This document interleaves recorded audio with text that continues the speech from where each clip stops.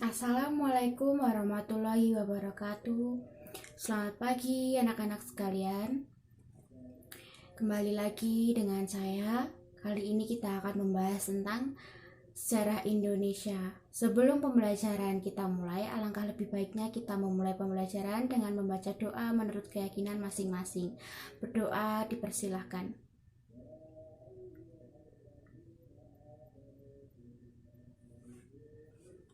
Berdoa selesai. Nah, sebelum kita mulai pembelajaran hari ini, saya akan mengabsen kehadiran kalian terlebih dahulu ya.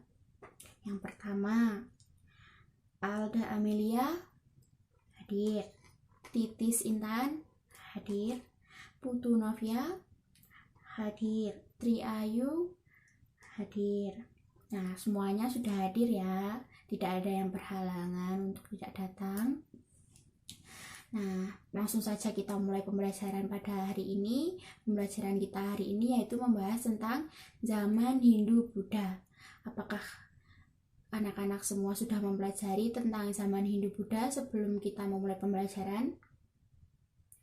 Nah, kalau belum mempelajari, mari kita simak PowerPoint yang saya tayangkan ini ya.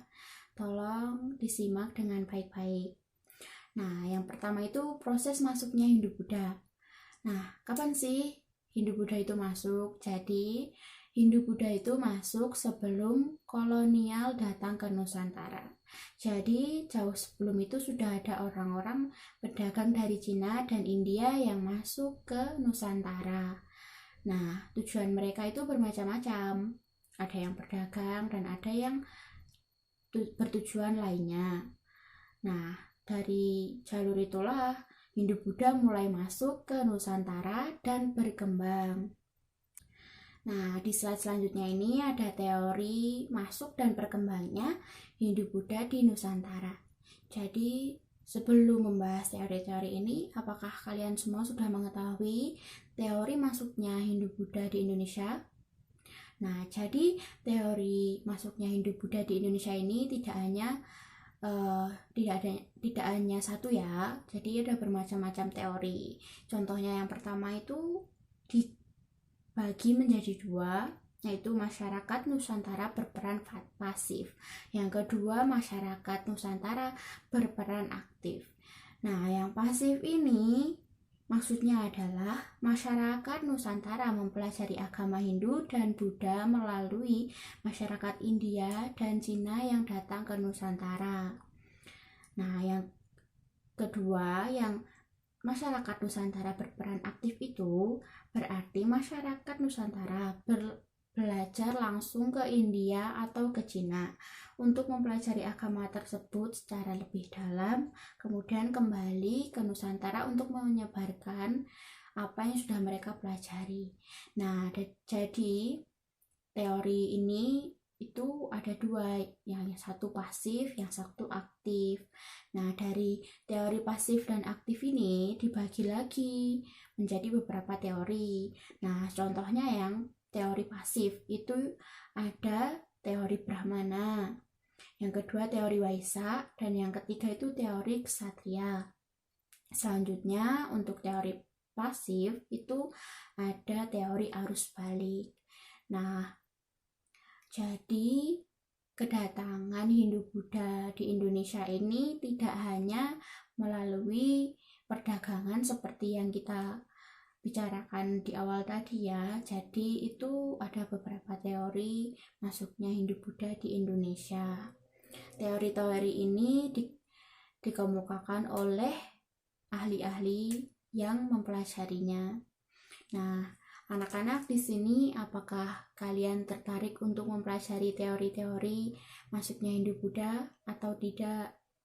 Semoga kalian tertarik ya. Kalau kalian tertarik, ada di bacaan buku LKS kalian. Silahkan buka buku LKS kalian sambil kita menyimak PowerPoint yang Ibu Guru tayangkan ya.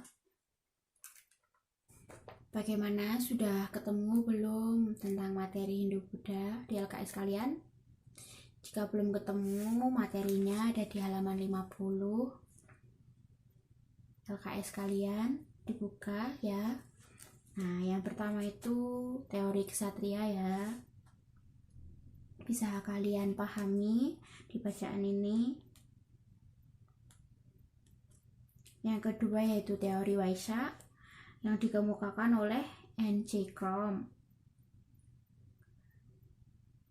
Yang ketiga yaitu teori Brahmana yang tokoh utamanya yaitu Van Leur. Dan yang terakhir yaitu teori arus balik yang dikemukakan oleh F.D.K. Bos. Nah, yang sebelumnya mengemukakan teori kesatria. Silahkan dibaca ya. Nah, bagaimana tentang teori-teori masuknya Hindu-Buddha? Sudah paham? Semoga kalian sudah paham ya, karena di buku sudah dijelaskan dengan jelas. Nah, yang selanjutnya mari kita perhatikan tentang kerajaan Hindu-Buddha yang ada di Indonesia. Nah, kalau tadi kita sudah membahas tentang masuknya Hindu-Buddha itu bagaimana dan teori-teorinya apa saja. Nah, yang selanjutnya itu ada kerajaan Hindu-Buddha di Indonesia. Nah, kerajaan Hindu-Buddha di Indonesia itu apa saja sih? Nah, jadi kerajaan Hindu-Buddha di Indonesia itu tidak hanya satu atau dua ya. Kerajaan Hindu-Buddha di Indonesia itu ada banyak. Nah, yang pertama itu ada kerajaan Kutai, ada kerajaan Tarumanegara, ada kerajaan Kalingga atau Holing.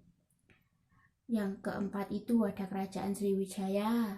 Yang selanjutnya kerajaan Mataram Kuno, kerajaan Kediri, kerajaan Singasari, dan kerajaan Majapahit. Nah, yang paling sering kita dengar itu adalah kerajaan Kutai dan Majapahit, ya kan? Nah, pasti anak-anak sudah mengetahui tentang kerajaan Majapahit dan Kutai karena tidak asing bagi kita kerajaan Majapahit dan kerajaan Kutai. Nah, kerajaan itu tidak hanya kerajaan Kutai dan Majapahit ya, tapi ada banyak. Jadi kita harus mempelajari setiap kerajaan-kerajaan ini karena kita mempelajari tentang Hindu-Buddha. Nah, di sini ada tugas untuk kalian. Nah, tugasnya itu mudah. Nah, kalian tuh harus membuat kelompok untuk mendiskusikan tentang kerajaan Hindu-Buddha. Nah, kelompoknya itu terdiri dari 4 orang ya.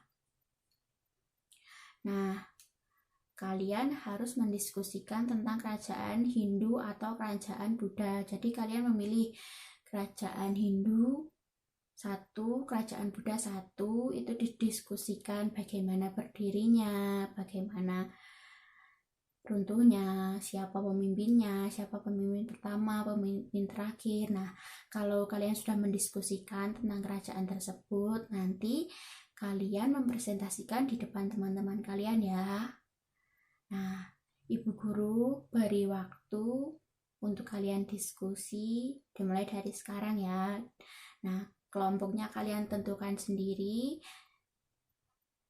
sesuai tempat duduk kalian saja. Jadi tempat duduk pertama, tempat duduk kedua, nah itu jadi satu kelompok, kan sudah 4 orang. Nah, seterusnya begitu ya. Bagaimana? Sudah mendapat kelompok masing-masing? Kalau sudah, silakan diskusi. Kalau waktunya tidak cukup, jadi waktu kita tinggal sedikit, jadi waktunya tidak cukup, mari kita lanjutkan minggu depan. Jadi kalian mendiskusikan untuk dijadikan PR dan minggu depan kalian maju. Nah, apa dari kalian ada yang ingin ditanyakan tentang pembelajaran kita hari ini? Atau kelompok yang tadi kurang jelas? Nah, jadi kelompok yang tadi itu dibentuk masing-masing kelompok itu 4 orang ya. 4 orang mendiskusikan tentang 2 materi, yaitu yang satu kerajaan Hindu, yang satu kerajaan Buddha. Karena waktu kita hari ini tidak cukup, jadi presentasi kalian itu akan diadakan minggu depan. Nah, untuk hari ini kita cukupkan sampai sekarang. Kalau ada yang bertanya, Ibu Guru persilahkan. Bagaimana? Ada yang bertanya atau tidak? Kalau tidak, Ibu Guru cukupkan sekian materi kita hari ini. Semoga pembelajaran kita hari ini bermanfaat untuk kita semua. Nah, kita cukup sekian. berdoa dipersilahkan.